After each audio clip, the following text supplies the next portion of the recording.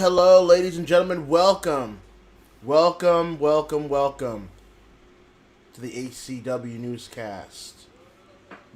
Episode 110, I believe. Well, it's in the screen time anyways, but be that as that may, welcome to the Newscast. I am your humble host, Hakeem Johnson, your HCW commentator and newscast host. As always, as you can see on the scrolling screen, if you would like to join with us with the HCW Newscast, the Newscast, it's facebook.com/thekeemcast, twitter.com/thekeemcast, and thank you, live chat, for letting me know that you guys can hear me. I appreciate that.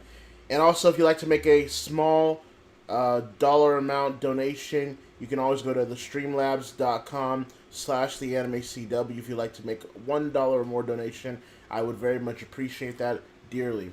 But be that as that may, today we have a lot of news to get to. We have a lot of wrestling news to get into today. I know I always say, let's not go too long. Let's not go 2 hours for a newscast. I'm going to actually make the effort today because we really do have a lot of stuff to get to, and I have other things that I need to do today in particular. So we will do our best to keep this newscast episode condensed. And I know a lot of you guys have some things you would like to do today as well. So let's get on to it. First things first, as you can see from the title screen here, let's talk about WrestleMania Backlash. Now, be forewarned, I did not watch the event that night. The only things that I saw were two things. I saw the zombie match out of sheer curiosity, and the Roman Reigns Cesaro match because I have been a fan of this Roman Reigns character, and Cesaro in the main event will always grab me to pay attention, period.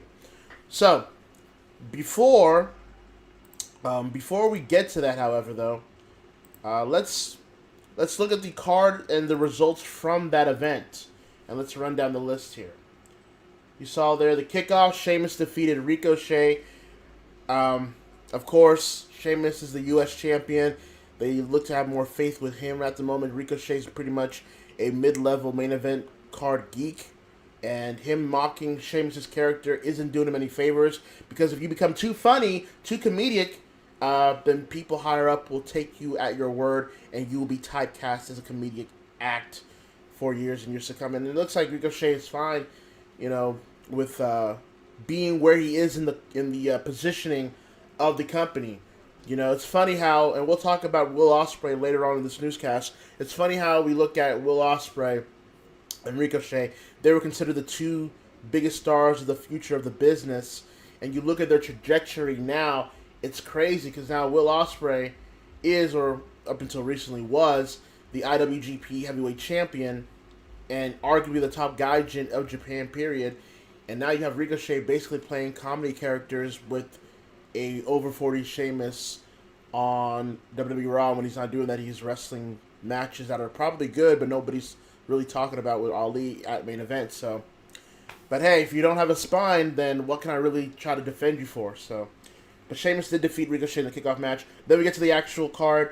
Raw Women's Championship on the line. Rhea Ripley able to retain her title, defeating Asuka and Charlotte. Asuka taking the pin. I've said this on my Twitter, on my personal Twitter, and if you're not following on my personal Twitter, it is at Hakeem is winning. That is Hakeem is winning, which is my personal Twitter account. I have made it very clear that this Rhea Ripley experiment has been somewhat of a mismatch. I think they've waited too long to pull the trigger on Rhea Ripley. They should have brought her up last year. I know it was a pandemic and all that, but they should have brought her up last year when she was just getting into her own groove. She was the NXT champion. Granted, she loses to Charlotte and does the job. and is pretty directionless for most of the year. Now you bring her up for the main roster, and it seems like Rhea Ripley has not adjusted completely with the main roster. It seems like Rhea Ripley is really holding back, or just really doesn't know how to transition with the likes of Charlotte and Asuka. Rhea retains, so it looks like they have some faith in her. I thought she would probably drop the belt here because of the way things were going.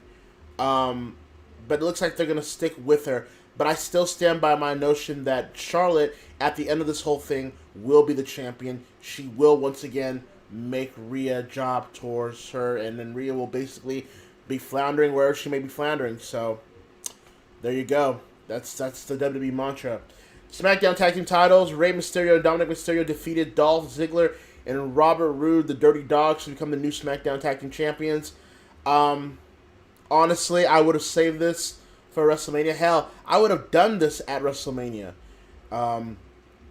With Rey and Dominic, you come back to a live crowd at WrestleMania this past month.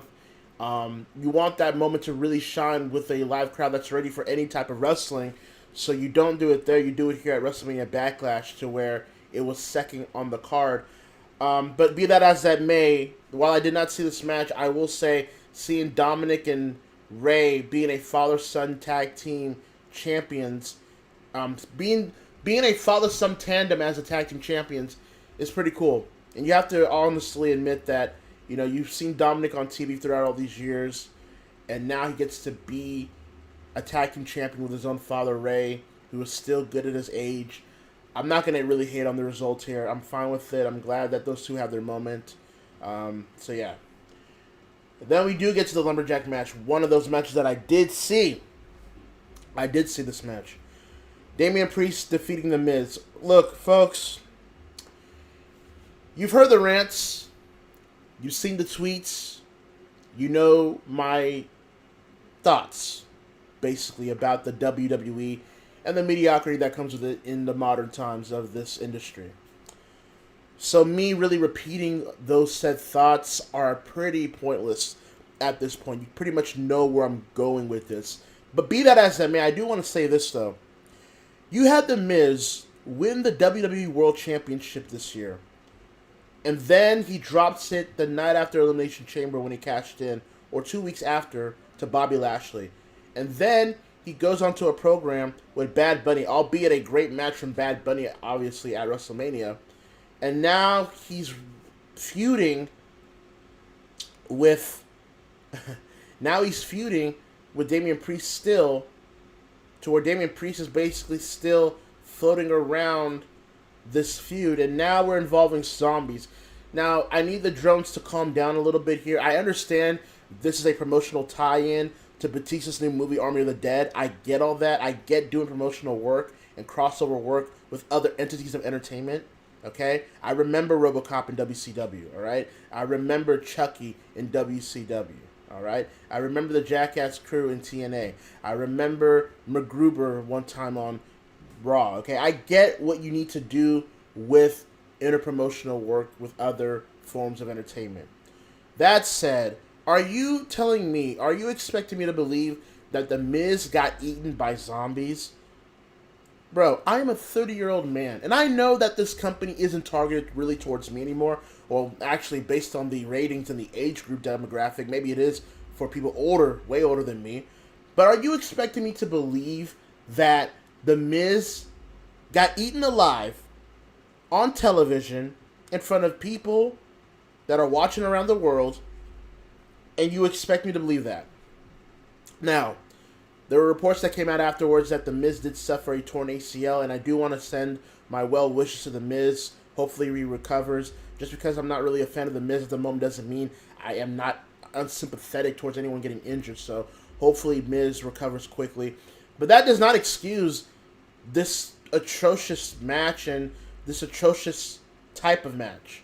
Alright, we just had Bray Wyatt versus Randy Orton at WrestleMania, and we know how dog shit that was. And especially the ending and the aftermath. There is a way to do supernatural gimmicks. There's a way to do them in a realm of wrestling that doesn't insult the crowd's intelligence.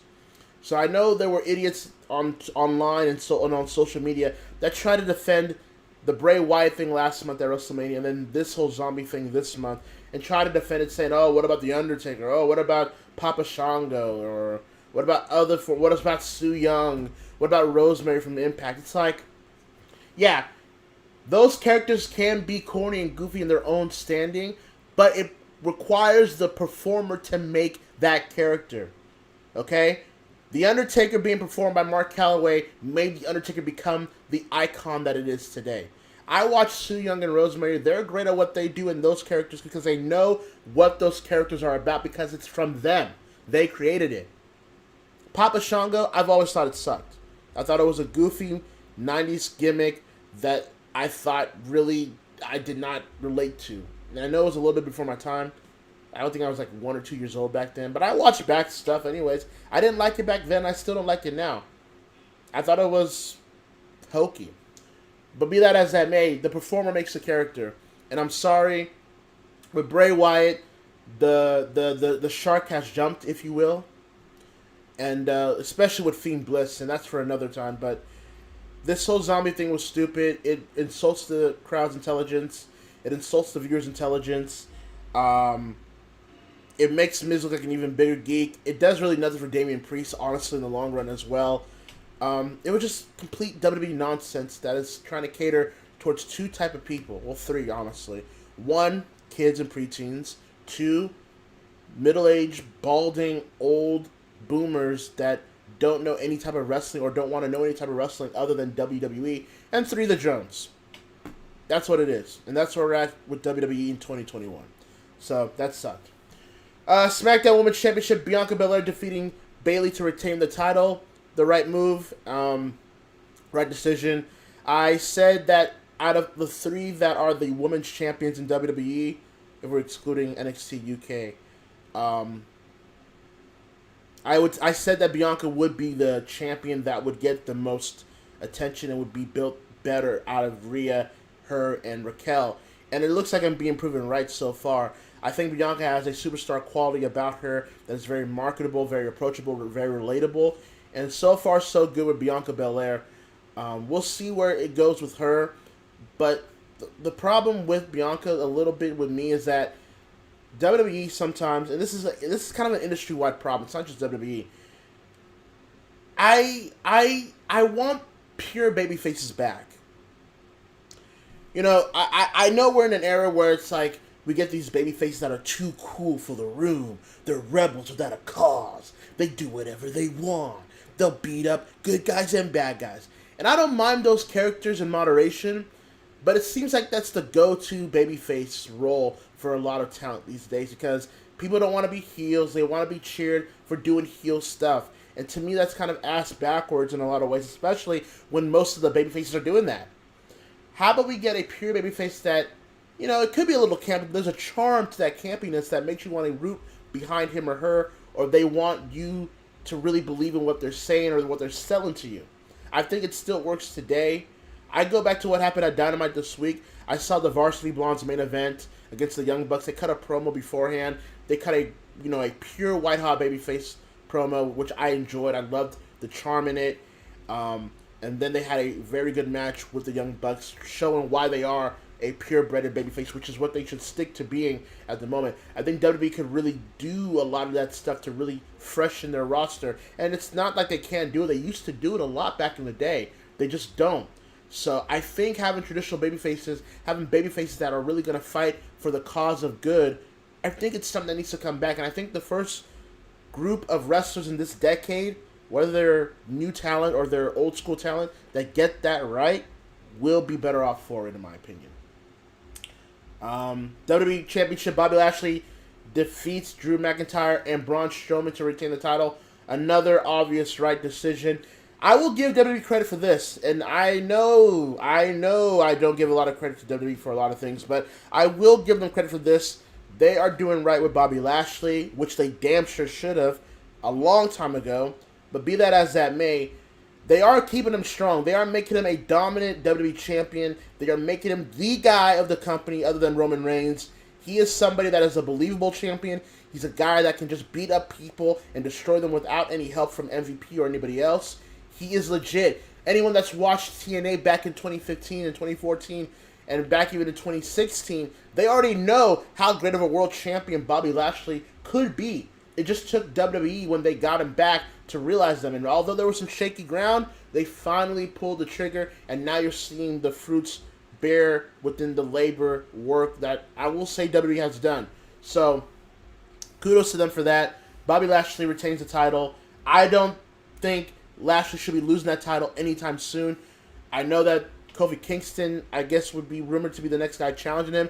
He should not be winning that title from Bobby Lashley whatsoever. He's still recovering from losing to Brock Lesnar when he won that title. So I don't want to see Kofi Kingston winning that title anytime soon.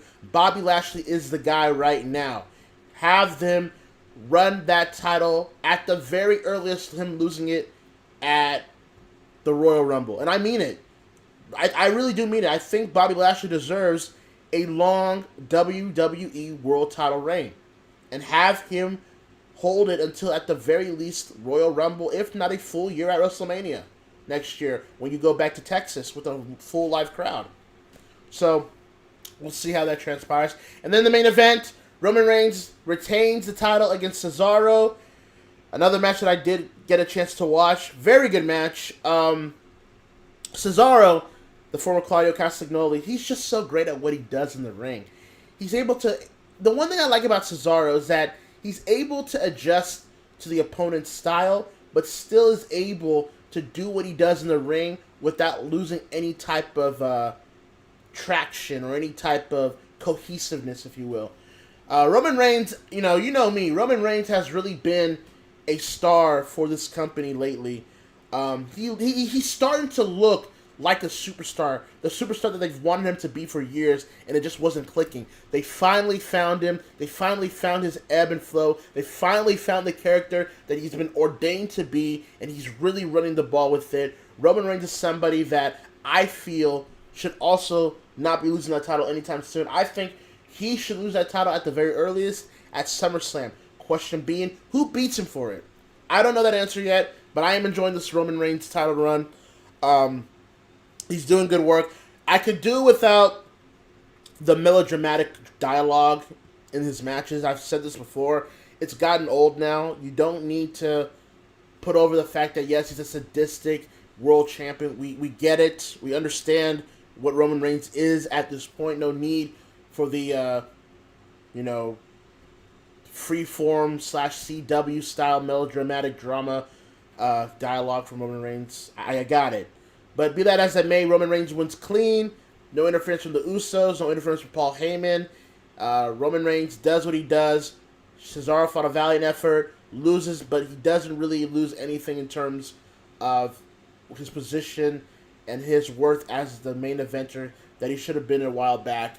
Cesaro did a good job, but it looks like he'll be feuding with Seth Rollins for the time being. So we'll see how that goes. But overall, a lot of people said that they enjoyed the show. Again, I saw only the zombie match and the main event. The main event was very good, and the zombie match was very bad. So we'll see where that goes. I believe the next pay-per-view event is Money in the Bank, if I'm not mistaken. I could be wrong. I don't follow this company as strong as I used to. I don't know. So you'll tell me on the chat. But yeah, be that as that may, that was WrestleMania Backlash. Granted, we'll see how things transpire building up into Money in the Bank at SummerSlam, but we'll figure it out. Be that as that may. Oh, it's Hell in a Cell. Wow, Hell in a Cell this early? Whatever. I'm over the Hell in a Cell pay-per-views, by the way, as well. I think the Hell in a Cell concept by WWE has been bastardized to the point where having its own pay-per-view is pointless, but it's whatever. Anyways, let's talk about more news here. AEW is moving to TBS next year. That is correct. AEW is going to TBS starting in January of 2022. AEW released AEW made a press release on Wednesday morning about the move and other things that are included into that whole ordeal. Let's actually read this article from therap.com here. There you go. I'll just read a couple of points here. All Elite Wrestling's AEW Dynamite is moving to TNT. Is moving from TNT Wednesdays to TBS Wednesdays in January 2022. Turner announced this morning. The move opens the ice rink door for NHL action to air Wednesday nights on TNT. Turner acquired some pro hockey rights for next season, but that's not the only reason for it. So this is the answer here from the Warner Sports boss here. Sure, NHL had something to do with it. The NBA had something to do with it. The new college schedule with a ton of preemptions. And so we look to where we believe the consumer is going to be and where wrestling fans are going to be. We want to give them the most opportunity to consume as many shows as possible. We felt TBS had an opportunity really to be the network and the best platform for expansion. Let's see here. Also unveiled this morning, this was during the Warner Media event, if you will, for a lot of stuff. Also revealed this morning a new hour-long series called AEW Rampaign, the anticipated third weekly AEW hour on cable, is set to debut Friday, August 13th at 10 p.m. Eastern, 7 p.m. Pacific on TNT. NBA games will air Tuesdays and Thursdays on TNT, and the plan always called for this All Elite hour to not be paired with Dynamite. While Rampage will move to TBS with Dynamite, it has not yet been determined if the third hour remain on Friday nights following the move. As part of a new deal between All Elite and Turner, TNT will also be the home for 4 new AEW special annually. Sorry, let me read that again. As part of a new deal between All Elite and Turner, TNT will also be the home to 4 new AEW specials annually. You might refer to those as pay-per-views, to use an old cable term that still gets turned on professionally. So, there you go. So, that's basically where we're at right now with AEW. It's funny to me because, like, I keep hearing a lot of these rumors. I keep hearing a lot of these people tell me and say to me how, oh no, AEW's in the mud.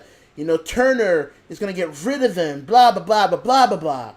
You know, how, I don't know, AEW won't last for the next 6 months after it debuted. All this nonsense. Gentlemen, ladies and gentlemen, AEW is not going anywhere. They signed the new contract that gets them at least till 2024. That's 3 years from now at least. They're not going anywhere. It's one thing if you're not a fan of AEW or you don't prefer their type of wrestling. I can get that. We can discuss that and talk about that. But to have utter disregard and hate to the point where you're making up your own facts that AEW is failing or AEW is bleeding money or Tony Khan's willing to sell or that Tony Khan's a money mark that won't let AEW last out long or the EVPs are fighting behind the scenes or all this other nonsense to try to discredit AEW. You're in a losing battle. You will lose. I don't think people understand how many lapsed old school fans AEW has brought back since they have begun airing on TNT. Hell, quite frankly, since they have been a thing, period. You know, I look at what I'm seeing from Dynamite these past couple of weeks. I'm seeing people like MJF. I'm seeing people like Darby Allin. I'm seeing people like Jungle Boy. I'm seeing the Varsity Blondes. I'm seeing Ty Conti. I'm seeing Red Velvet. I'm seeing Hikaru Shida. I'm seeing Britt Baker. I'm seeing Hangman Adam Page, Ricky Starks, Powerhouse Hobbs. I'm seeing a lot of these young talents out here.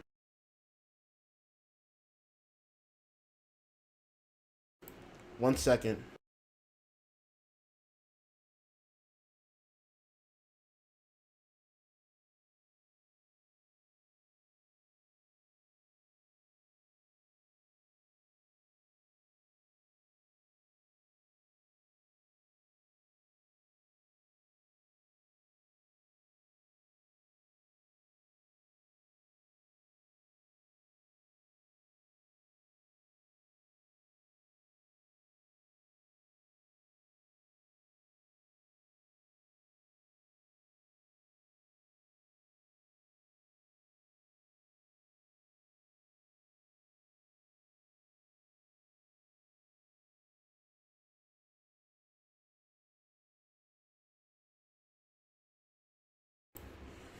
All right, sorry about that, ladies and gentlemen. Sorry about that. The things that you don't expect during a newscast is crazy. Anyways, where was I? Anyways, yeah. So yeah, I'm talking about a lot of those towns from AEW and the fact that AEW and Warner Brothers, Turner and Warner, they're all, um, they're all behind this product. They're all behind this show. They're all behind this company. Let me ask you a question. If TNT, who has been notorious for looking at a wrestling company that is bleeding money, that isn't being profitable for their portfolio, and that isn't really a good image for their company, let alone their network, do you think they wouldn't have a problem cutting the cord with AEW if that was the case? They wouldn't. But that's not what you're seeing right now. You're not seeing the fact that AEW has been able to increase their image, increase their stock, increase their capital, increase their profits, even during a pandemic year. And that's not to say, and let me be clear, that's not to say that AEW didn't lose a lot of money from this pandemic year. The pandemic hurt pro wrestling financially. Maybe except with WWE in a lot of ways. But that was even later in the months. I'm talking about initially when the pandemic hit, it hurt the business. So a lot of people are trying to recuperate their funds in terms of what they can be able to offer towards other networks. Because the fact of the matter is, these networks, they need live content. Okay? Television, as you know it, is declining. It's dying. I saw people put over the fact that the Lakers and the Warriors got like over 2 million viewers from their game this week, which is impressive in 2021 eyes. But in terms of what it used to be, in terms of what a marquee NBA game was in the past years, that's not all that impressive. That's not all that great. You know? I mean, there's some exceptions about other shows with other networks that can draw a lot of numbers here and there. But the overall aspect of the television viewer is slowly decaying to where now streaming and podcasting are now the new avenues of being able to get content. So, point being and point blank, I feel that AEW are creating a lot of content because they want to be able to create a back catalog to one day maybe have their own on-demand service, or hell, if not, be a part of the HBO Max streaming service. I do believe at some point HBO Max will have some form of AEW content. Also, with the scarcity of live entertainment and sports, networks are looking for any type of licensing deals with these companies to be able to secure them and play them for their network exclusively. I mean, I just talked about the NHL rights given to Turner and the fact that the UFC went to ESPN. So there's a lot of fighting room here. Be that as that may, and my point being is that AEW, they're about to go back live on the road in July like WWE as well. They're both going to be back in July with their live events. AEW, they know what they're doing. This isn't WCW. This damn sure isn't TNA. This is a company that is doing good business while also providing entertainment and content for their audience. Period. If you don't like that, then I honestly, I would question your wrestling fandom at this point. I think I am at the point now where, look, I was getting ready to leave like wrestling as a whole by the beginning of 2019. I just thought the mediocrity of WWE, impact on a slump, a lot of the independent scene looking like crap. I was over it. I mean, I was going to probably have my Noah and Stardom and Tokyo Joshi, but other than that, I was just like, screw it. I'm done with wrestling. I've had it. So AEW at least kept me around. I have to give AEW credit. And initially, I was shitting on them when they first started. But they were able to convince me and turn me around to like, oh, wow, this is a different company. This is a different alternative company to where I can actually comfortably support them for doing good. And they've done good to me. Now, granted, the only way AEW goes out of business to me, the only way AEW fails, the only way AEW collapses underneath themselves is if they sabotage themselves at this point, to me. If you start insulting the fans, if you start doing a lot of nonsense that people were trying to get away from with WWE, if you start trying to take them for granted, if you start not having a cohesive direction of what your company needs to be, the fans will leave, and they may not come back. But be that as that may, I don't see that the case with AEW just yet. They're doing good business. They're providing a alternative for wrestling fans that are jaded by WWE's mediocrity for the past couple of years. I have to appreciate that. That doesn't mean I'm an AEW mark or an AEW shill. I'm a wrestling fan. When AEW does something great, or like New Japan or Impact, or even WWE to a degree, I give them credit. But when I find companies doing stupid shit that I can't ignore, I'm going to criticize them. Okay? Deal with it. It's not a fucking tribalism warfare between amongst wrestling fan factions. This is why Reddit, this is why wrestling Twitter, this is why wrestling social media, this is why Stan Twitter are some of among the worst fan bases in the world. Because they don't get it. They're one, they're not wrestling fans to me, and two, they're just looking to put people down rather than enjoy the wrestling. So there you have it. So AEW, congratulations to them.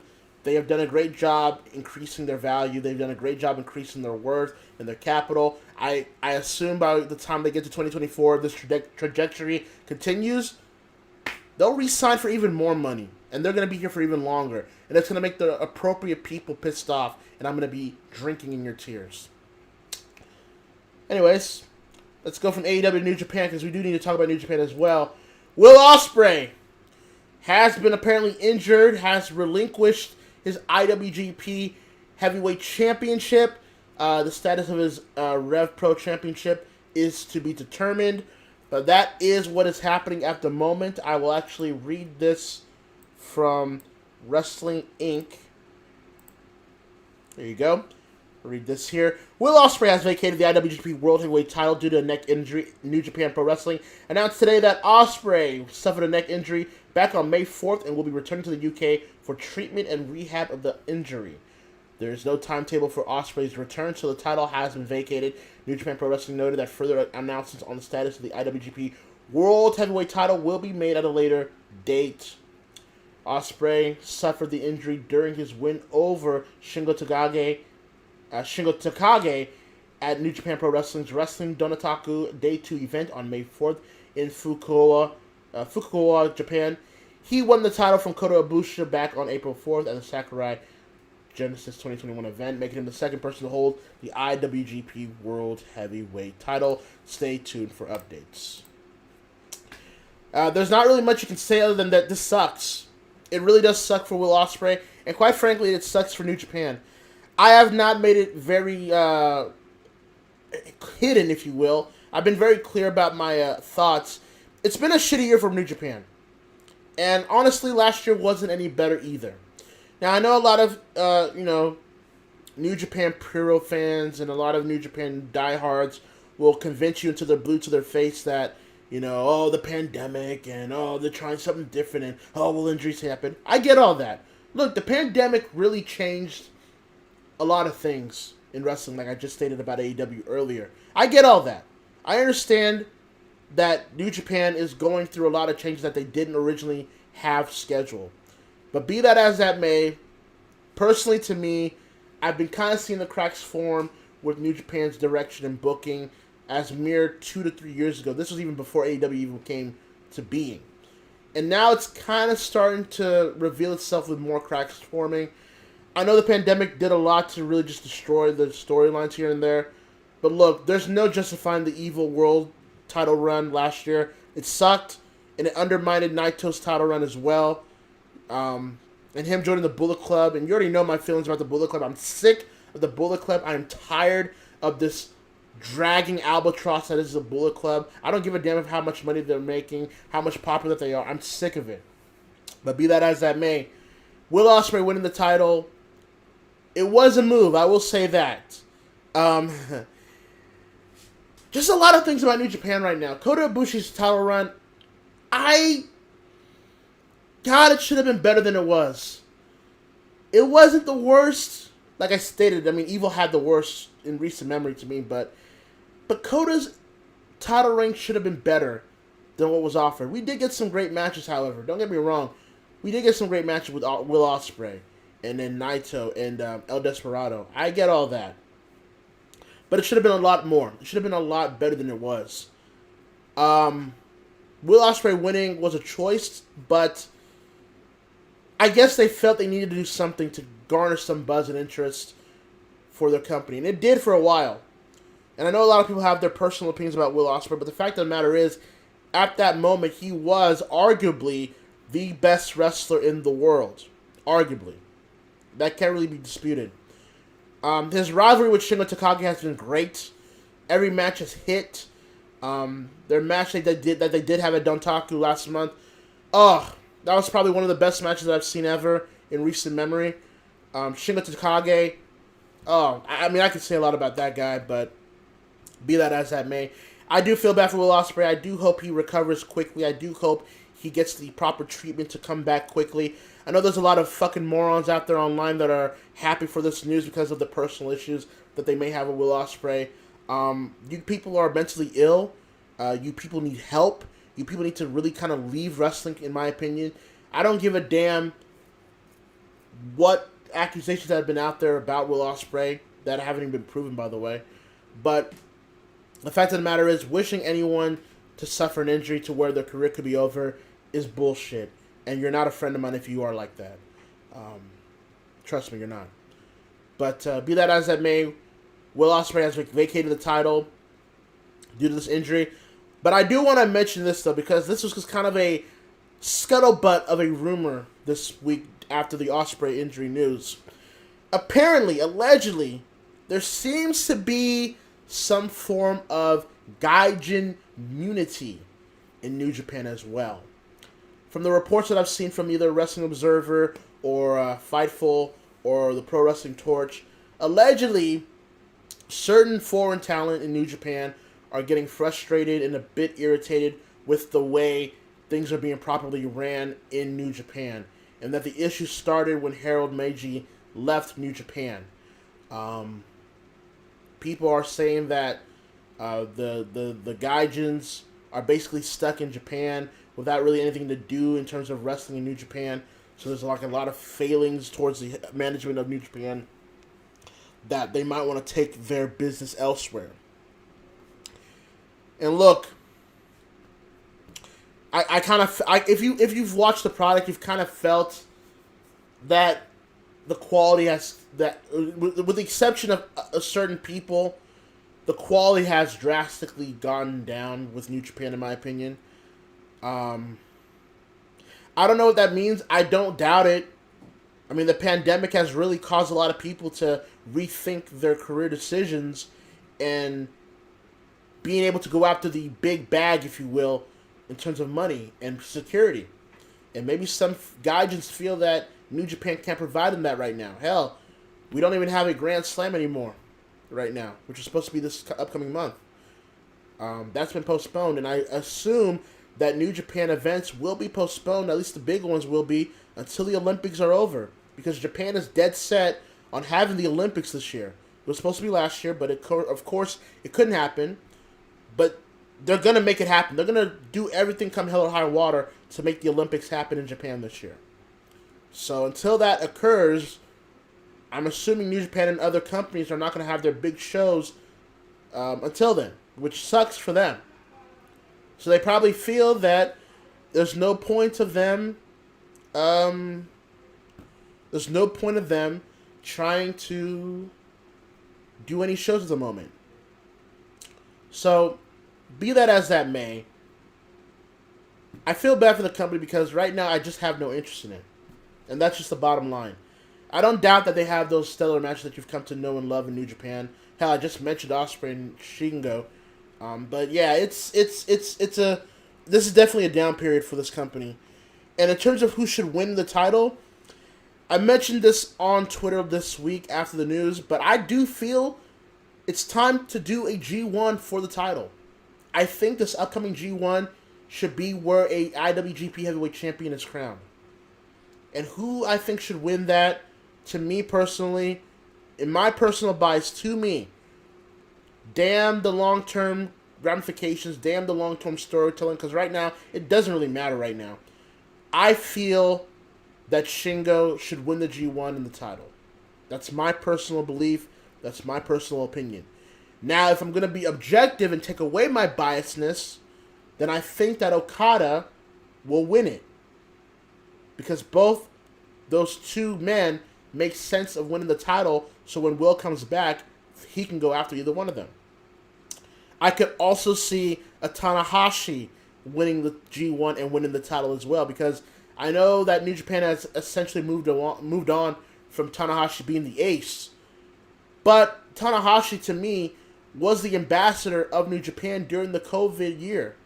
He was the one representing the company. He was the public face, if you will, of New Japan during the COVID year that we had last year. So I could see Tanahashi winning it as a thank you for all that. And, I mean, you want to go to Old Reliable. If it's not going to be Okada, not knowing his COVID status, then it might as well be Tanahashi. But those will be the three. Okada, Tanahashi, and in my personal opinion, Shingo, to me, should be the three that win the heavyweight title. As for the title itself, I said that I didn't like the look, and I'm still kind of on the look, but I have gotten used to it at this point. I have gotten used to it, so that's neither here nor there. But we will see what happens coming up for the upcoming G1 and Dominion shows. We'll see, because right now it's just not a good look right now for New Japan, in my opinion. It just isn't. Let's see here. All right. Up next here, WWE is going back to live touring beginning July 16th. I will actually pull up the article from the WWE.com website. And there you have it here. WWE returns to live events with 25 city tour beginning July 16th. Here we go. Just read the full thing here. WWE will return to live event touring with a 25 city schedule through Labor Day. The tour will debut the tour will debut this. Oh my God. Okay, let's start over. WWE will return to live event touring with a 25 city schedule through Labor Day. The tour will debut this July in Texas with a trio of shows. Friday, July 16th, SmackDown at the Toyota Center in Houston. Sunday, July 18th, Money in the Bank at the Dickies Arena in Fort Worth, Texas. Monday, July 19th, Raw at the American Airlines Center in Dallas. Tickets for the live events in Houston, Fort Worth, and Dallas go on sale this Wednesday, May 26th at 11 a.m. Additional tour stops and on sale dates will be announced in the coming weeks. So there you have it. The week after AEW announces that they're going to be back live touring in, I believe it was Tampa, and then they'll go into Fort Worth and Dallas themselves.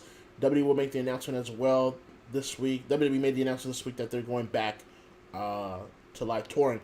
I know people are going to think like, oh, WWE's copying AEW in the move. I really don't see it that way. I think WWE has been planning to go back to live touring for a while. It's just that AEW had the announcement up a week prior. But I feel that July was the target for WWE, so I won't go after them for that. But yeah, it's reopening season, folks. At this point, arenas are opening back up, buildings opening back up, a lot of stores, a lot of places are opening back up. Whether you're vaccinated or not, whether you're wearing a mask or not, at this point, things are opening back up now, and people are going to start going back to live sporting events and live concerts and going back to even go to the supermarkets and gas stations, what have you. Be that as that may, the pandemic is all but ending at this point. And if you feel that you're still uncomfortable to go to these live events, fine. That's your right. You don't have to go. But people are going to go. People lost a year of their quote-unquote normal livelihood, and now they're going to go back to enjoying their normal life. Simple as that. Period. So WWE will do it. I feel that WWE will do sold-out crowds for all three of those dates.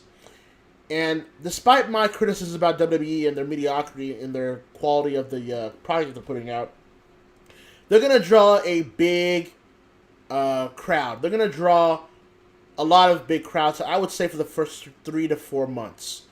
But the allure will go away eventually of live touring because things will go back to normalcy. And if the WWE doesn't improve on their quality of their product, then we're going to go back to square one prior to the pandemic where WWE was having a hard time filling out the arenas unless it was a special episode of Raw or SmackDown. The ratings were going down to record-breaking numbers. It was just a lot of things financially other than certain profit deals and TV deals that they were making that led to them not touring properly like they used to. So they'll need to improve fairly fast as we get closer to July.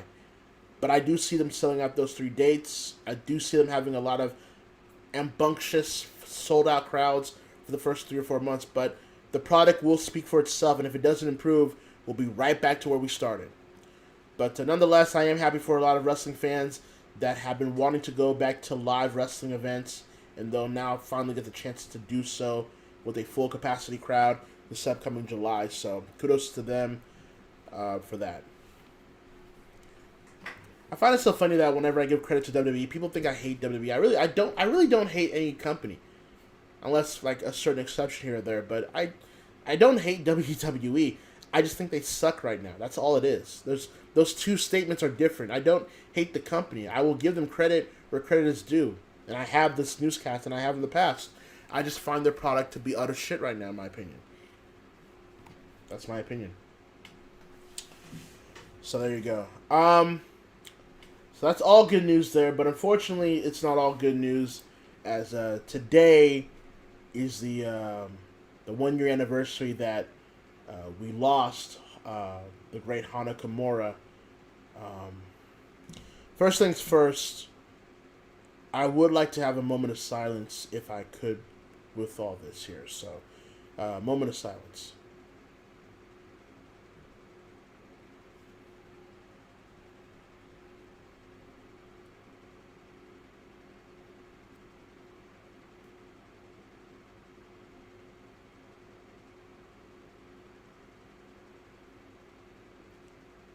Thank you, everybody. So, as everybody knows, as everybody knows, today's the day that it was a year ago that we unfortunately lost Hana, and I'll never forget the news of it. I'll tell a little short story here. So I woke up in the morning, and I was getting prepared for HCW Fusion because that was coming out that night. The live stream for HCW Fusion and a lot of things transpiring with that event. I was really kind of happy about what's going to happen. The first mega event of the season for HCW. And then as I was getting ready to put things together and all that, I saw a very scary tweet because I was following Hana at the time. I saw a scary tweet. It was a tweet of just self-inflicted cuts into her arms, all blood everywhere in her arm and her bed. I screenshotted it because I felt that it was going to probably get deleted fairly soon, but I wanted to screenshot it and just kind of ask questions around and all that, and I was very concerned. It felt like a cry for help. I think I was talking with Joseph Matos at the time, and I was just kind of I was kind of tripping out. My heart was beating. I was anxious, and Joe was trying to kind of give me updates because he's a Joshi guy as well, more probably a Joshi guy than me, and he was just giving me updates, and I was asking questions and getting updates from other sources and all that. But nonetheless, it was time to go. It was time for HCW Fusion. It was time for HCW Fusion to begin, so I couldn't really get everything together at the time. I just kind of had to go with the stream at the moment, but I was hoping I was going to get an update about it after the show. You know, ACW Fusion was a great event. Everybody was happy. Everybody was on a mile high and all that stuff. And then show ends. I was on a mile high. I felt great about myself. And then I got the news that Hana passed away. And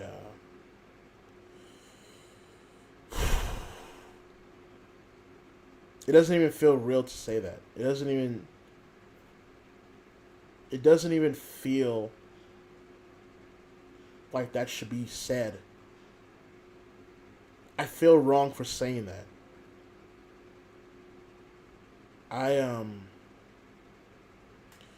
When I heard the news, when I heard that Hana did in fact pass away,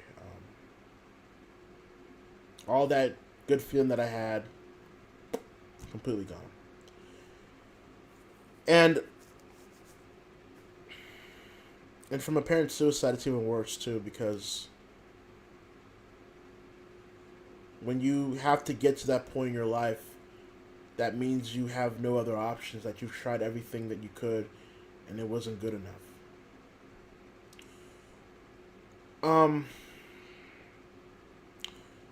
Obviously today is the Hana Katane event, which is actually, I believe, in less than 2 hours. I believe it's going to happen 7 p.m. Pacific, 10 p.m. Eastern. I will be watching it, and it's going to be an emotional watch too. But I will definitely be watching it, and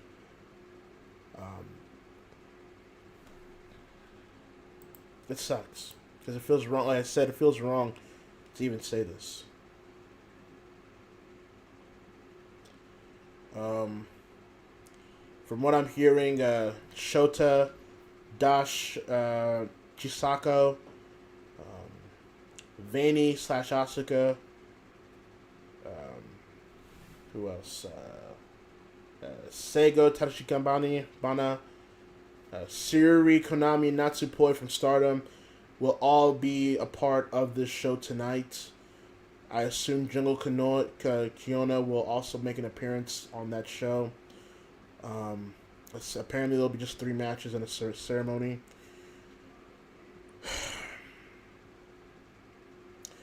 I want to get this out before I continue, but I'm greatly disappointed in Stardom and Rossi and Bushiroad for the way they initially handled this. I thought it was egregious. I thought it was disgusting, quite frankly, that they dare hold a show on the same day of this event. Didn't even announce it in public to people that were worried about Hana, that were from Stardom fans. You know, prevented, I believe, a lot of Stardom talent to even talk about Hana publicly. Not helping Kyoko, her mother, with a lot of the funds and ceremonies that year, last year. I can't. I probably will never forgive that. Granted, I know that they've allowed Syuri and Konami and Poi to be a part of tonight's show. They've made certain corrections here and there. I can applaud them for that, but that was bullshit. And unfortunately, we live in this era where people will simply hate you for being you. People will hate you just to hate you. No matter who you are, no matter what you do, no matter what you say, no matter where you're from, no matter what you believe, people are simply just going to hate you to hate you. And, you know, it's one thing to make jokes here and there about people when it's all in good fun and it's all in proper taste and it's all, you know, for the sake of comedy. I've done it and I will continue to do it no matter who it is. But it's another thing to actually say certain things out of pure hatred for somebody. And knowing knowing the fact that that was ultimately what caused their death, it's frightening.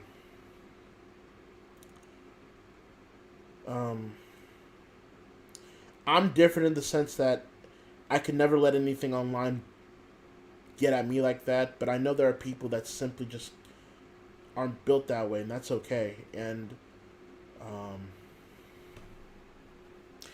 it's disgusting, man. Like, people like that should really get a life.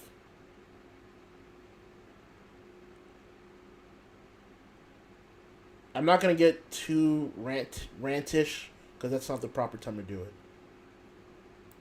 But, yeah, rest in peace, Hana Kimura. Thank you for your contributions while you were here. You will never be forgotten. You will always be a part of our lives in a lot of ways. And to those in chat, or to those that are just listening in general, please, if you are going through a tough time, if you're going through a tumultuous time, if you're just in a bad headspace, and I know these past year and a half has been that for a lot of people, please, please, please look for help any way you can. If you would like, there's a suicide prevention, 1-800-273-8255. The Alliance on Mental Illness, 1-800-950-6264. And if you would just like to do a texting, the crisis text line, you can text hello to 741-741. Please, please, please don't give up. I'm talking to somebody, trust me, from experience. I'm telling this to you as a man that could not see the light at the end of the tunnel in a lot of moments in my life. I'm telling you, please don't give up. Please fight it, because you can beat it. Don't let anybody or anything tell you that you don't belong in this world, because it's not true. There's always going to be people that love you for who you are. There's always going to be people that are going to be there for you, regardless of what you've been through or who you are. Do not give up. Please. It means that much to me. I've lost too many people in my personal life that have succumbed to suicide when I felt I could have done more. And it bothers me at times to this day. So, please find and seek help if you can. And please understand that you belong here and your worth here is more than anybody else in this world. So yeah, I'll be watching that event tonight. And once again, rest in peace to the great Hana Kimura. You will always be in our thoughts, minds, and spirit. Okay. Well, let's get to this final news item here before we get to your questions and comments here. Don Callis is no longer an Impact executive, and effectively is gone from Impact Wrestling and Anthem. Let's go to Wrestling Inc. here real quick for the full scoop, if you will. Don Callis is no longer working as a co-executive vice president of Impact Wrestling, according to multiple sources. It was reported today by PW Insider and Fightful Select that Callis is no longer an executive in any capacity for Anthem Sports and Entertainment or any of their brands, including Impact Wrestling. Callis remains with the company as a performer. Callis reportedly officially finished up his Impact duties last month. He had slowly been decreasing his responsibilities outside of the Impact Creative for some time, going back to last year. Callis officially left the Impact Creative team in April. Impact streamlined their creative team with Callis' exit, and there are no current plans to replace him. It was noted that the nucleus of the current Impact Creative team is Executive Vice President Scott D'Amore, Tommy Dreamer, R.D. Evans, and Jimmy Jacobs. Callis and Impact officials remain on good terms, and this exit was not a dramatic one. He worked the most recent set of TV tapings and will continue to appear as a manager for the Good Brothers and Kenny Omega, who is the current AEW World Champion, Impact World Champion, and AAA Mega Champion. Omega and Callis only worked the first day of the recent Impact tapings as they filmed their content and were not there for the remaining 3 days. There had been speculation on Callis' status after he was removed from the Anthem corporate website this past weekend. Wrestling Inc. exclusively reported back in early December that Callis' Impact contract was coming up in January of this year. It was speculated then that once he was done with Impact, Callis may move to AEW for a full-time gig as the manager of his friend Kenny Omega, who is the current world champion in other companies. Regardless of that speculation on Callis and AEW, word now is that he is expected to end up in AEW in a full-time role. However, there's no timetable for if and when that may happen. It was noted that some within Impact were not surprised by Callis' exit, as D'Amore had pretty much led things since the beginning. Impact announced back in December 2017 that they had hired Callis as the new co-executive vice president to work alongside D'Amore. Stay tuned for more details. There you have it. I mean, if you've been following Impact for the past year and a half, this really comes as no surprise whatsoever. If you really do pay attention and read in between the lines, this has been a long time coming. I've been saying it and I've been seeing it for quite some time. It felt like Callis, once he left the commentary booth, he was distancing himself from Impact more and more. And then once he was able to pair with Kenny Omega this past couple of months, the writing was on the wall. To me, I think a lot of people think that, oh, well, D'Amore was the guy that really was putting the day-to-day operations behind Impact currently. And that may or may not be true. But I do feel that this could lead to some problems. Now, Callis and D'Amore came in 2017 to basically rebrand the company after the failed GFW rebrand. They were there to fix a lot of things. And to be fair, they did.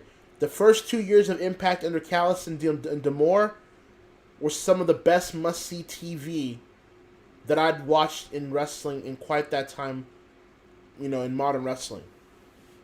That said, I think once they ended up on Pursuit, I started kind of finding a lot of disinterest with Impact. I wasn't really following it as much as I used to, and then the pandemic hit, and then I just really wasn't up to speed with Impact like I thought I would. I felt a lot of times they were on cruise control. They were basically putting together storylines and angles to pop the boys and girls in the backstage to be marks for themselves. And the matches that they would have that were great would not get the buzz compared to a WWE or AEW New Japan. Right now, they are with partnerships with AEW and New Japan, so that's really good. They should be very well honored for that because, quite frankly, if they weren't having these AEW New Japan partnerships, to me, things would be very dire for that company right now in terms of their product. So I just want to say that to some Impact fans that want to shit on New Japan or AEW for not being well known to the casual audience. So why would they pair Impact?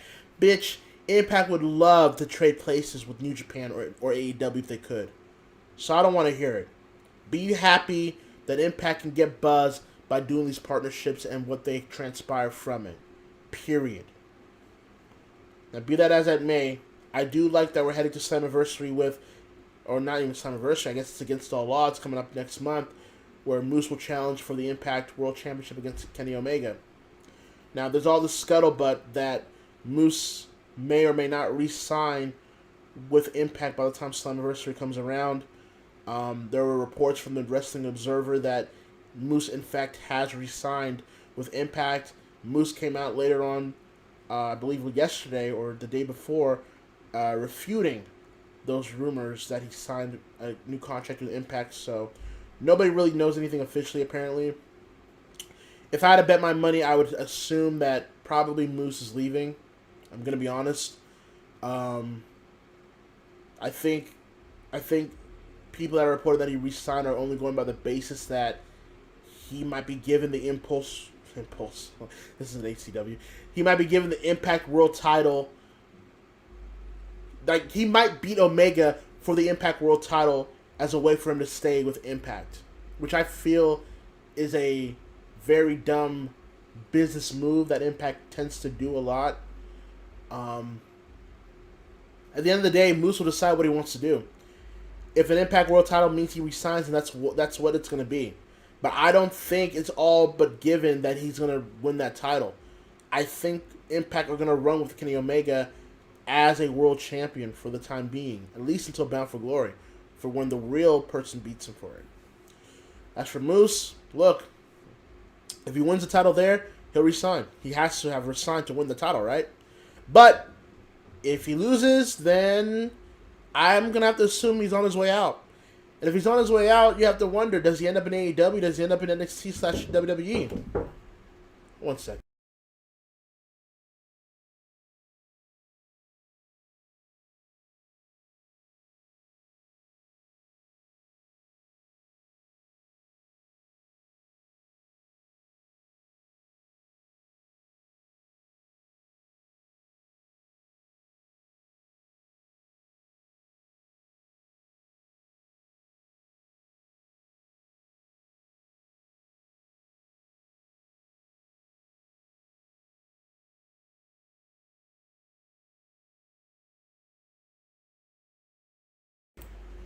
Sorry about that. Damn. Next time I need to probably warn people that I'm doing a newscast. I probably need to warn my uh, fellow roommate or other neighbors here that I'm doing a newscast. But anyways, be that as I may. So yeah, if Moose wins the Impact World title, then he basically has re-signed with Impact. But if he hasn't, folks, he's probably leaving.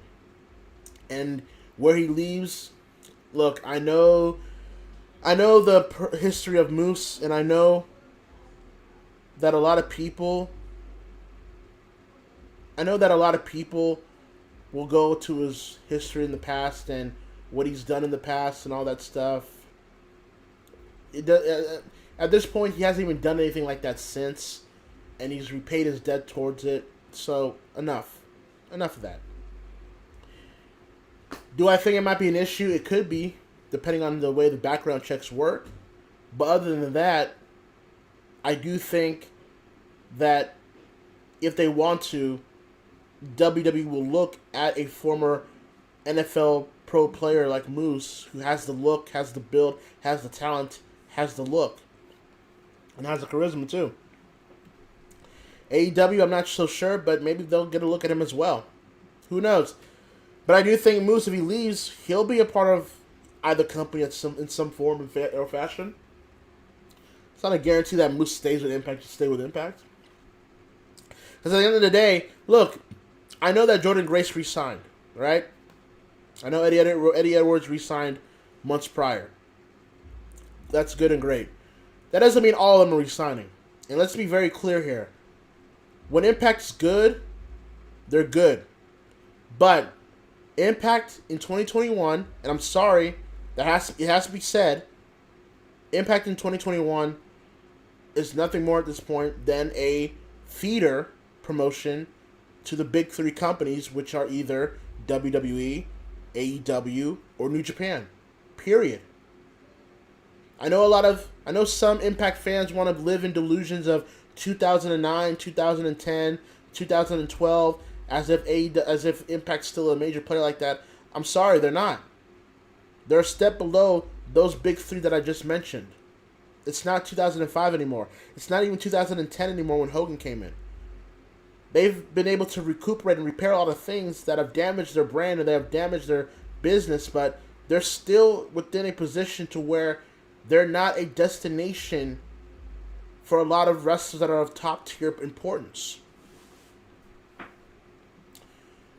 You know? Not everyone's going to stay in Impact. At some point, some will re-sign back to WWE. Some will go to AEW. Some will go to Japan. It happens. It is what it is. And I think a lot of, and I don't want to keep saying a lot because I know there are a lot of Impact fans that understand the reality of their company. I understand that they know that. It's just the small minority of them that want to keep playing games and try to shit on AEW, shit on New Japan, shit on WWE for the simple fact that they're not Impact and that Impact's really going places. They're not going anywhere. Honestly, think about it. If AEW and New Japan stop their partnerships with Impact, what do they have? You probably need to ask that question before you start shitting on other companies. You know, a lot of people think that these Impact talents are going to stay out of loyalty. This is wrestling. This is the pro wrestling business. Loyalty don't mean shit. And that goes for every company, not just them. They will go where the money goes. They will go where the business will take them. To where they can be able to do the best that they can to their abilities. Period. That hasn't changed back then. It ain't going to change now. Especially now with the wrestling fan base dwindling.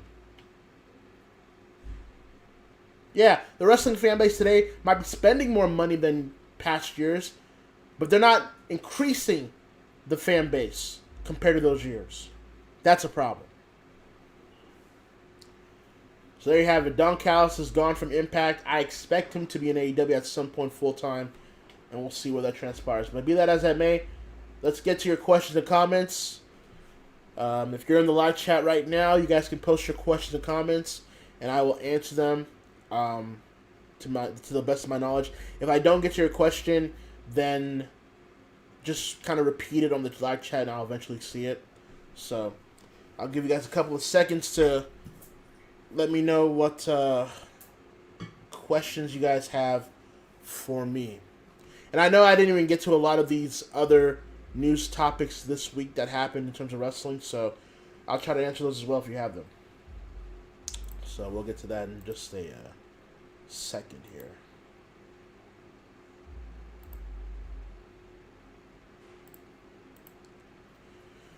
All right. First question is, how are you doing? And you doing good, man? I appreciate that. Thank you very much. I mean, I am doing good. I am doing good. You know, things are looking up, for me personally at least, compared to last year. And things are reopening. I got to see certain people I haven't seen in a while. You know, focusing on a lot of things personally for me.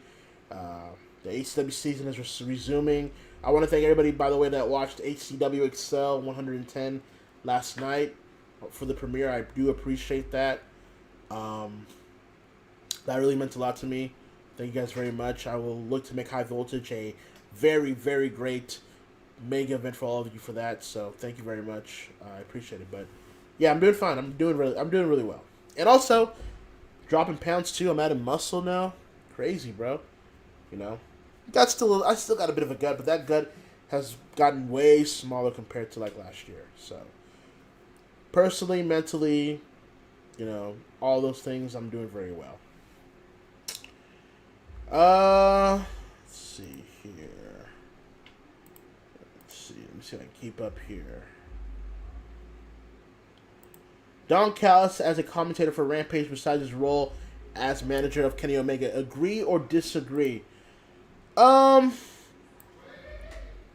don't know. That's going to depend. That's going to depend on how the schedule for AEW goes now that they're going back live with touring. And that's another thing I have to address with AEW as well that I do find a little interesting too. The thing about it is that AEW, they're essentially gonna have their live events with Dynamite, and then Rampage, I assume, would be recorded maybe before or after Dynamite to be airing on Fridays, obviously. But then what do you do with Dark and Elevation, right? What do you do with those two shows? Because you're not going to be doing these hour-and-a-half long Dark and Elevation once you get back on tour. There's no way that's going to happen unless you still keep Daily Place and fly in those talents to do some long tapings in there. Maybe you do something like that to where you kind of create like the days of WCW Saturday Night or like even FCW back in the late 2000s, early 2010s, where you have a set place, a set venue, and then you just have all of your developmental talent, your young talent, be a part of that spot for a couple of tapings. And then if you see a lot of potential with certain talent from those tapings, you fly them into the live shows for Rampage and Dynamite. I think that's a nice ecosystem of how they can be able to do the system here. I think that would actually be a wise idea if they were able to go with it. But yeah, as for Don Callis being a commentator, I don't know. I mean, I think at the end of the day, I think that you've got JR, Excalibur, and Tony Schiavone on Dynamite. For the Rampage show, I guess you can do. See, this all depends on how the schedule goes. Because if you're not going to do if you're not going to do Dark and Elevation like you used to, then I suggest you would drag Paul White. Here's what I would do. I think you could do Excalibur, Taz, because those two are awesome on Dark commentary, and then you add Paul White to that. This isn't a slight against Tony, because I love Tony on commentary. He's somebody that has redeemed himself completely to the wrestling audience this past couple of months and years. But I think JR and Tony doing a once-a-week schedule to keep them more invested in Dynamite, so that way they don't have to wear themselves out on a schedule like this, especially if they're going back live touring. I think it's way more ideal than spreading them out. So have JR, Excalibur, and Tony on Dynamite. Then you have Excalibur, Taz, and Paul White on Rampage. And then if you're still going to do Dark and Elevation, then have Excalibur and Taz do Dark still. And then Elevation, if Tony still wants to do it, Tony and Paul White can still do Elevation. I don't think Callis needs to be a commentator at this time. I think he's doing a phenomenal job being Kenny Omega's heater and manager with the way he is. I think he's really adding to that act with Kenny Omega and the Good Brothers. So I wouldn't want to, I wouldn't want to start complicating things that don't need to be complicated, right? So there you go. My usual question: are you caught up to anything like anime, CAW, movies, shows, games? I know Hick's having his WWA Deadly Games showcase right now, which is available right now. So after this newscast, please go ahead and watch Hick's Deadly Games show, which is appearing right now. I'll probably have to watch that after everything tonight. But I am, I'm watching AEW. I'm watching New Japan to some degree. Stardom to some degree, although I will say with Stardom, my interest this year with Stardom has really kind of drastically gone lower than most years, but it is what it is. Tokyo Joshi Pro is the complete opposite. I'm very invested in Tokyo Joshi Pro, way more at least than Stardom at this point. Pro Wrestling Noah, I'm engaged with that. DDT, starting to get back into Ice Ribbon too. I watch Impact when it's a good show. So that's what it is with wrestling.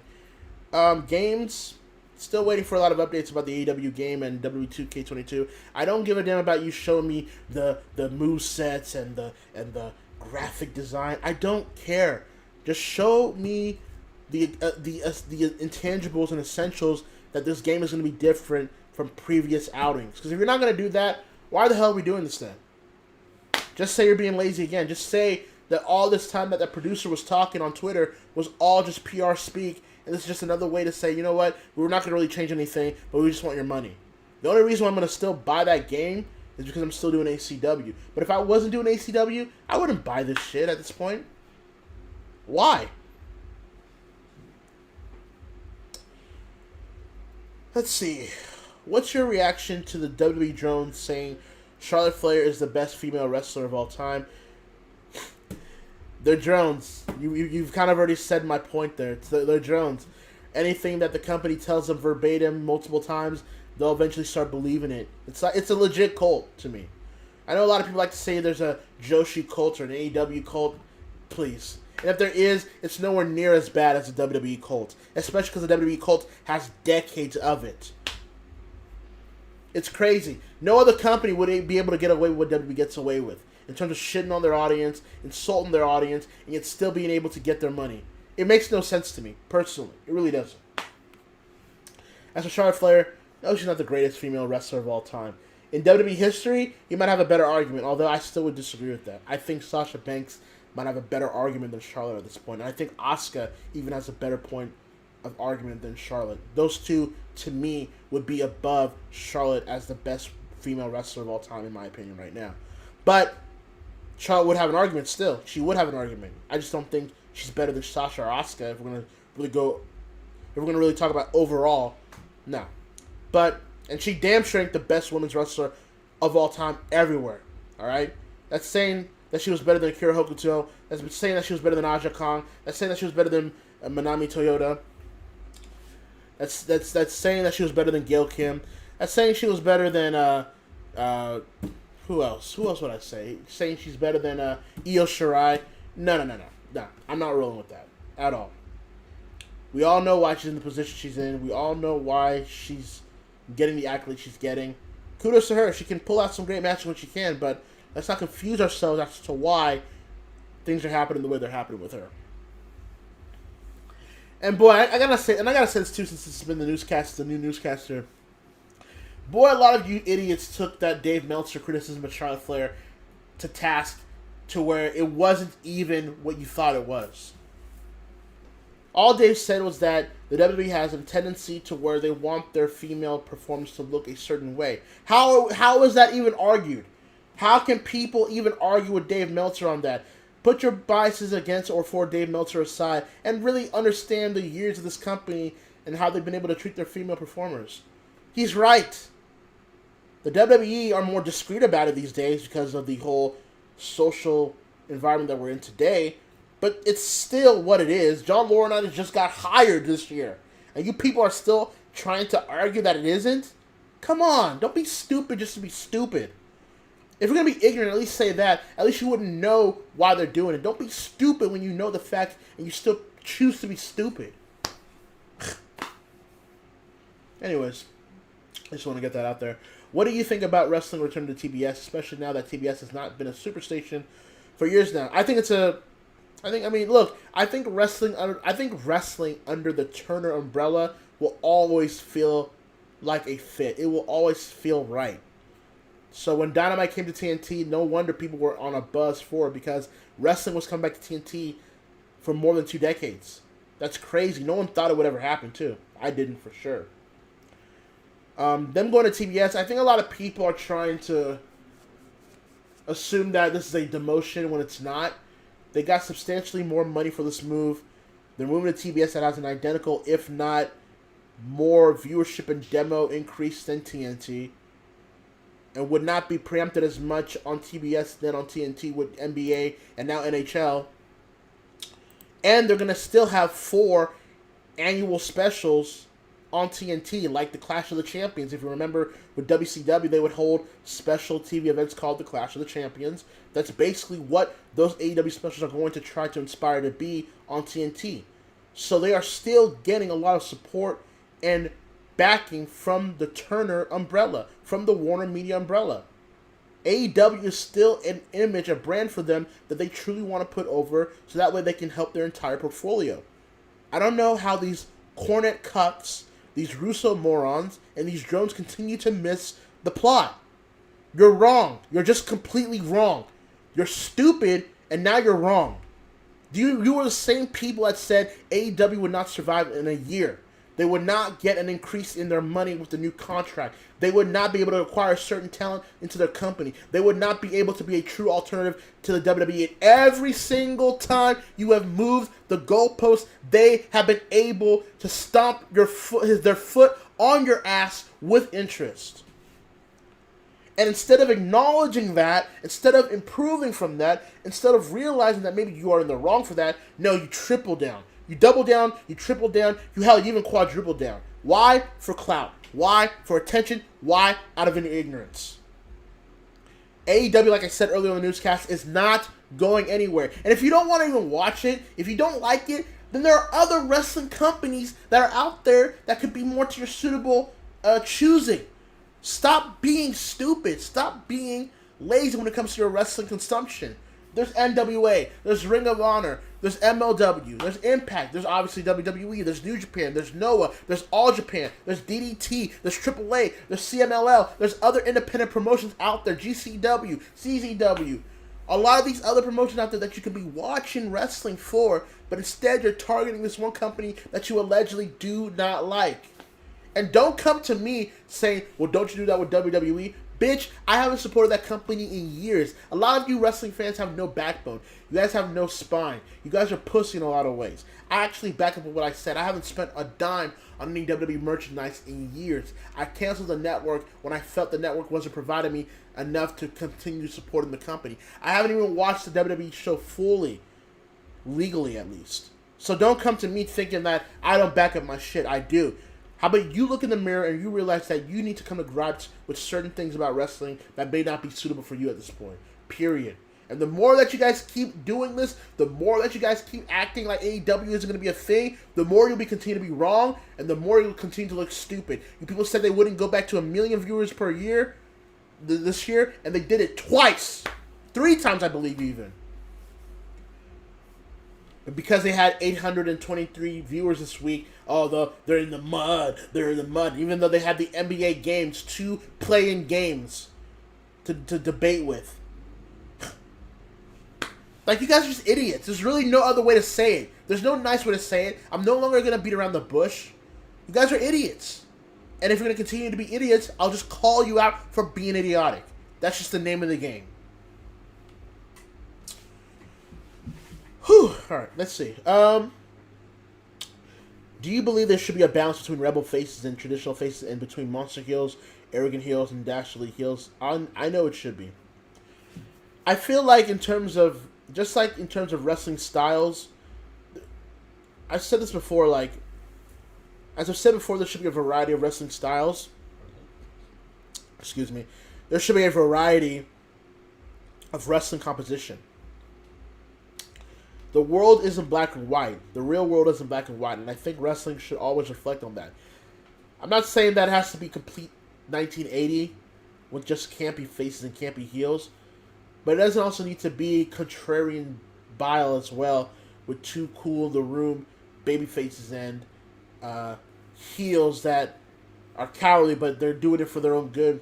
It's just like, I feel like there's heels and faces of different kinds that can fit in any wrestling company well. And I'm sorry, AEW does this better than a lot of companies. New Japan does this better than a lot of other companies.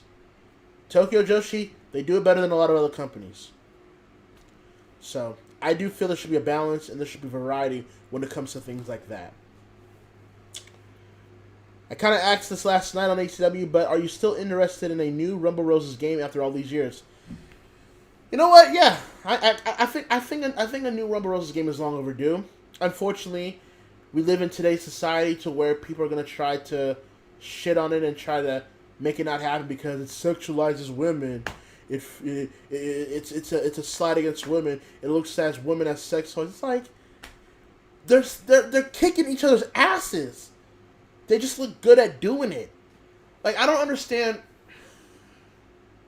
I don't want to get into another rant because then we'll do another long newscast and I don't want to do that. But what I'm saying though is, yes, there should be another Rumble Roses game. I think people that are going to bitch about it if it ever happens are only going to do it for the sake of bitching. They won't even buy it. Say if Rumble Roses does comply to their demands, they won't buy it. They just wanted to bitch about it.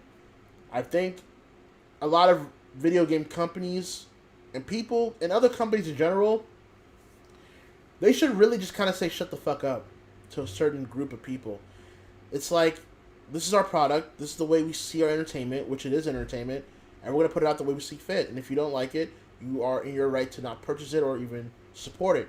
But we are not going to change anything from our product, period. That's the stance. I think a lot of things should be given in a lot of ways, but that's for another newscast.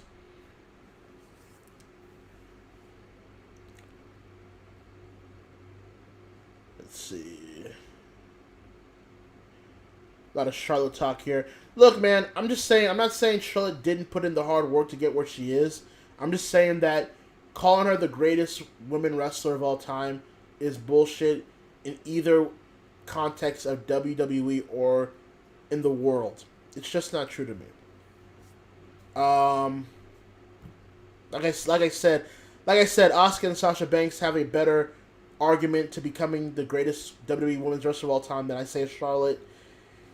And she damn sure isn't the best women's wrestler in the world, period. And I can go through the list, obviously, so.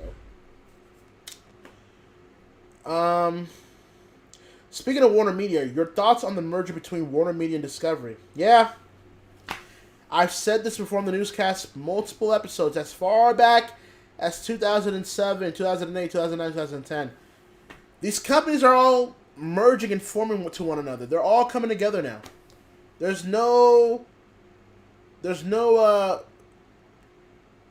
hiding it. There's no, like, beating around the bush. They're basically telling you that they're all merging to be one conglomerate. It's no different than Universal doing what they're doing. It's damn sure no different than what Disney's doing. So it's not a surprise to me that Warner Media wants to get a lot of properties as well. And by getting Discovery, they'll have the whole Discovery branding and discography to add into their own portfolio, and obviously some of those things will go into HBO Max. I do feel that, this could be something of an issue in terms of the leadership in terms of this merger and what they're going to be looking for going forward. That could be an issue down the road. I don't think this merger is going to be happening until the middle of 2022, which will be next year, obviously. So we'll see. But there's some pros and cons for it that don't surprise me.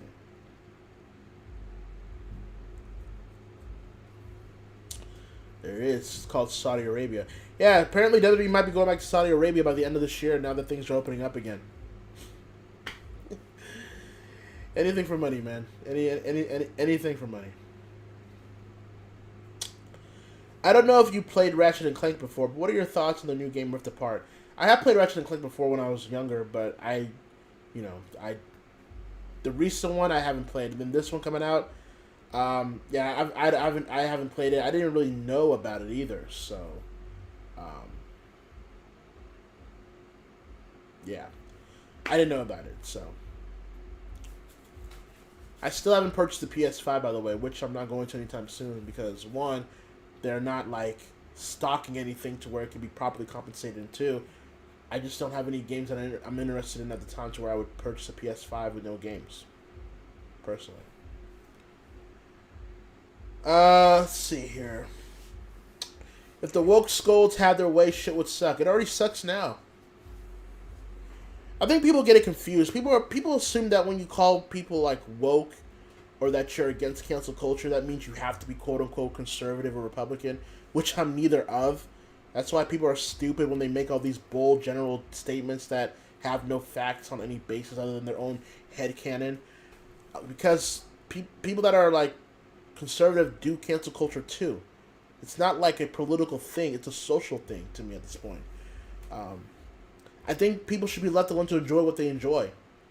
I feel like, I'll put it this way.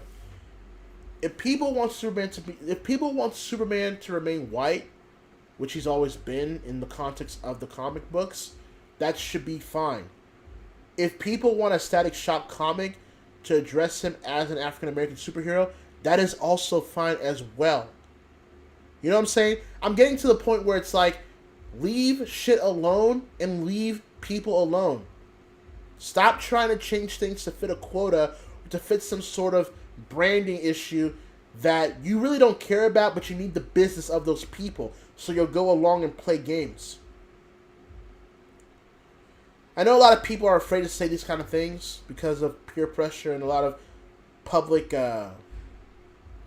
outcry and all that. I'm at a point where I don't care anymore. I'm not a hateful person, and I'm not a guy that picks on people for who they are. I'm not one of those guys. Come on, I'm not. You should know me by now. But I will address shit when it's ridiculous. I will address shit when I don't find it to really match up with my bullshit meter.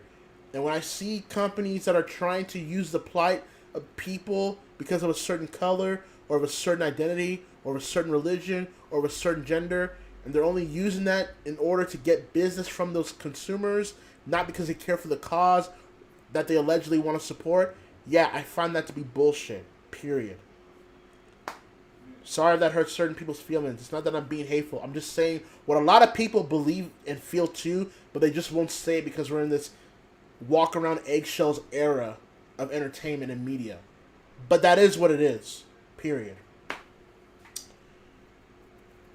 I'm sorry to say, but having beautiful wrestlers draws then, it still draws down. Yeah, it does. Sorry. Again, that kind of goes back to what I just said. Like, wrestling on television has always been an aesthetics business. They like to see a more aesthetically pleasing group of wrestlers because it draws business and the demographic that they want to draw the most money out of. That has not changed then. It will not change now. And it hasn't changed now.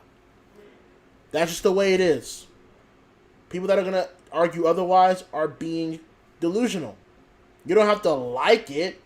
You don't have to support it even. But you can't deny the reality. Good-looking men and women, for the most part, draws more money and more attention than otherwise. Period. I'm sorry. That is what it is. So, let's see here. Monopolies are dangerous if left unchecked. Well, when you don't, when you allow certain monopolies and companies get away with no antitrust laws and all that, they can do whatever they want. I mean, Google's a thing, right? WWE's got to kiss that Saudi prince's ass, right? Well, they got to. They've got a 10-year deal with them, so however they want to secure that blood money, they're going to have to do it by any means necessary. Have you seen Hell of a Boss and or Invincible? I have not seen Hell of a Boss, but I have seen Invincible. I finally caved in and watched Invincible. I will say, the first few episodes I was kind of iffy on. I kind of was like, alright, this is alright, but I don't get the hype for it, if you will. By like episode 5 to the end, I was like, okay, this shit's great. This is some great shit. Yeah, fuck Omni-Man, I'll put it that way. Fuck Omni-Man. Man, Amber was a bitch too, huh? Like, I'm trying to save the world. I'm trying to prevent our world from being destroyed, and you're worried because I was late to a fucking charity event, which wouldn't matter if I let the world explode. Like, come on, bitch. Come on. It's your boy. Support your dude, man. But, yeah. Yeah, I was watching it. I went to my brother's place when I was watching it, and he called the demon blood guy, the investigative demon. He called him Hellgut instead of as a play on to Hellboy. He called him Hellgut because of his big ass gut. I was dying, bro. I was like, bro, that's not his name, bro. I like the character too. It's just like, it made me laugh though. It was funny. It was funny shit to that. But yeah, I can't wait for season 2. Hopefully season 2 is even better. So I will be watching. Last question from me today. Your thoughts on the releases of Velveteen Dream and Drake Wuertz. Yeah, the NXT releases happened too. I didn't even cover that. That just tells you how many things were occurring on wrestling this week. But yeah, there were a lot of NXT releases. I saw Vanessa Bourne and Chelsea Green. Vanessa Bourne, Alexander Wolf, Brandy Lauren, a lot of those names. The two big ones obviously were of Drake Wuertz and Velveteen Dream. Let me start with Velveteen Dream first. Velveteen, you know the rumors, and you know the allegations against him. Yeah, it was just weird. If you knew what you knew, seeing Velveteen Dream disappear, then reappear, and disappear, and reappear, you knew that something was up. And it's sad because, Velveteen Dream was somebody that had a lot of promise, had a lot of upside to him when he first debuted on NXT. And now it's like he's one of these cautionary tales of what it can be when you do certain business and you try to affect the brand that you're a part of. So Velveteen Dream getting released was probably a long time coming. For those people that are going to assume that he'll never be brought back again, guys, it's pro wrestling. It's pro wrestling. This business is scummy. This business is shady. I've seen it. I've been a part of that world for a time being. This business is pure dog shit. It's pure degeneracy. If you don't think a Velveteen Dream will get meet and greets and appearances here and there, you must be new here. And yes, the same thing goes with Drake Wuertz. Drake Wuertz, his rumors about him letting his political beliefs affect his work duties and his work responsibilities. Look, with Drake Wuertz's personal political beliefs, I'm not going to get too political here. I'm not going to do that, but I will say, there were beliefs of his that I did not agree with. Obviously, there were beliefs of his that I absolutely detest, and other standard beliefs that he had that it's like, that's not a fireable offense. That's not a fireable offense. It's not a fucking way for him to get fired if he's keeping to his business, even though it's his belief. But the problem, I believe it was that Drake Wuertz got to a point where his political beliefs started intertwining with his professional duties as a referee for a company like WWE. And it's not different from him. It doesn't matter if it was a similar guy or girl with his similar beliefs or of the opposite of belief. When you start allowing your personal